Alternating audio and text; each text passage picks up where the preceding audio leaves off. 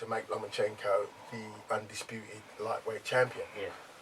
So in order to do that, they obviously had to tie in Richard, which was great for us because then it gives Richard the opportunity to fight for all 4 belts when that arises. It didn't work out the way Top Rank wanted it to work out because obviously when Richard won the world title, he got injured. So Lomachenko was forced to face his mandatory, which was Anthony Corella, and Richard had to go back to Ghana and recover and stuff. And then it was a matter of, right, well, we start again. But for us, it was really important that Richard had a marquee fight to defend his title in a voluntary. And we had a choice of a number of people, and we decided that Ray Beltran was the perfect fight for Richard to get, you know, being an African, being a Ghanaian fighting, it's very difficult to get credibility. Yeah, sure. You know, they don't, you know, you see all these other lightweights who haven't achieved half of what Richard's achieved, and they get spoken about as if, you know, I mean, Teofimo Lopez is a perfect example. Yeah, they're world champions and they've already done it. Yeah.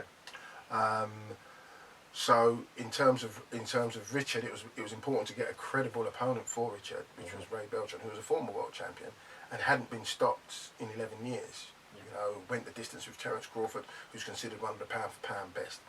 You know, and we was very confident Richard would win in that fight. And for us, the fight, it turned out better for us than expected because Richard got good 8 rounds in. Good 8 rounds in with a world-class operator.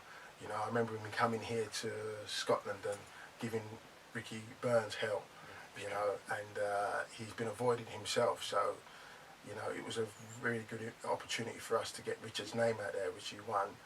And now, with Lomachenko having all 3 belts, you know, it was, we could have gone straight for Lomachenko, but Teofimo decided that, or their team decided that they think that Richard was the easier route, as opposed to taking a WBC tournament with Devin Haney and Abdullah and another one inside. So we just had to wait for that. And to be fair, it's been perfect for us because Richard has had a nice break. He knows what's in front of him. And we're really looking forward, the whole team is really looking forward to facing Teofimo.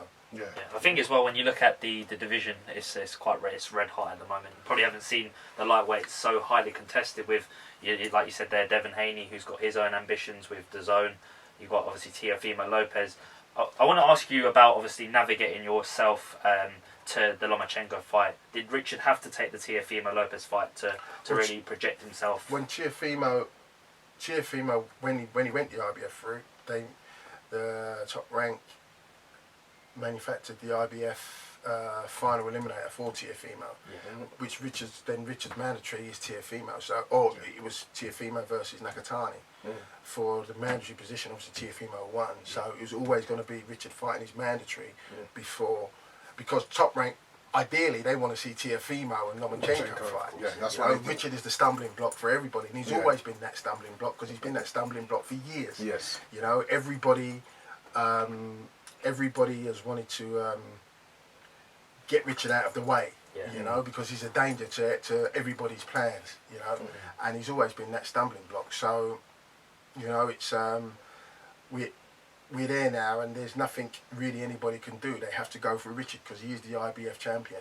I think it kind of brings a lot more dangers when you are an avoided fighter and you really do have to prove yourself. Although now he has won the world title, he has got arguably a lot to say in that division, even though Lomachenko has all the belts, the majority of the belts. But at the end of the day, to be the undisputed, to really hold your claim as the best, you've got to get through the piece of the puzzle. So. Yeah, exactly. And you know, Richard's really looking forward to it. He's training hard, like as he always does. So I don't even know why I said that. And he's really looking forward to showing the world and a fantastic platform live on ESPN, December the 14th at Madison Square Garden, which, you know, it's a fantastic achievement for the team to get there.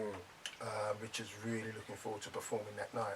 Yeah, and there was a public workout, I believe, last week for Richard.